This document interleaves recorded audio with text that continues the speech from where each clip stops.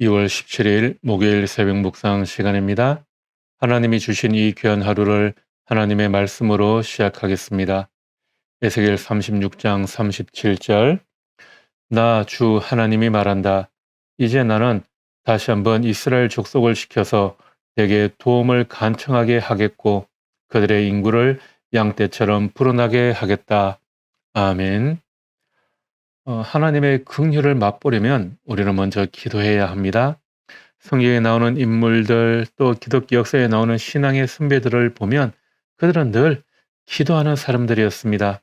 그들의 모습을 보면 먼저 하나님께 간청함 없이 이 땅에 하나님의 크신 긍휼이 임한 적이 거의 없다는 사실을 발견하게 될 것입니다.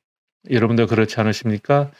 개인적인 체험을 통해 기도가 여러분들의 삶에 얼마나 많은 변화를 가져왔는지 여러분들은 이미 알고 계실 것입니다.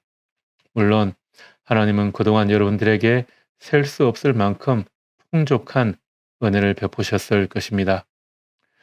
설사 그렇다 해도 여러분은 하나님의 그 크신 은혜가 임하기를 항상 또 기도해야 합니다.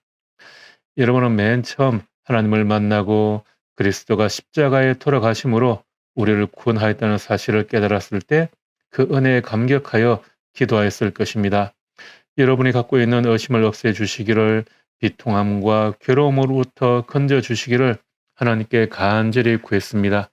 그 기도 덕분에 믿음의 확신을 갖게 되었습니다. 말로 닿을 수 없이 큰 기쁨을 누리면서 여러분은 그것이 여러분의 기도에 대한 하나님의 응답이라고 생각했을 것입니다. 또 쓰라린 고통 가운데에서 하나님의 위로를 받고 엄청난 위험 속에서 능력 있는 하나님의 도우심을 받았을 때도 이렇게 고백하지 않았을까요? 내가 주님께 간절히 찾았더니 주님께서 나에게 응답하시고 내 모든 두려움에서 나를 건져내셨다. 이 고백이 바로 우리의 고백이 될 것입니다. 축복에는 항상 기도가 앞섭니다. 기도는 축복의 그림자로 언제나 축복보다 앞서갑니다. 기도는 하나님께 대한 단순한 요청이 아니라 고된 간구의 시간입니다. 하나님께 열심히 간청하는 몸짓입니다. 하나님의 약속을 천천히 돌아보는데 그치지 않고 그 약속을 붙잡고 매달리는 것입니다. 바울은 로마의 그리스도인들에게 여러분도 나를 위하여 하나님께 열심으로 기도해 주십시오. 이렇게 요청을 했습니다. 그래서 우리는 이렇게 말 그대로 간절히 기도할 때 우리가 받은 축복이 얼마나 소중한 것인지 알게 됩니다. 만일 우리가 구하지 않았는데도 축복을 받게 된다면 우리는 그 축복을 대수롭지 않게 생각할 것입니다.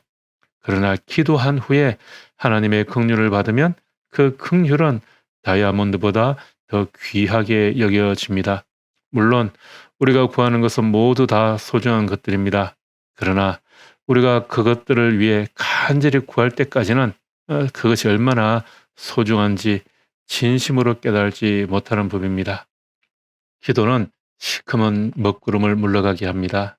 기도는 믿음과 사랑을 행사하게 하며 위로부터 모든 축복을 끌어내립니다.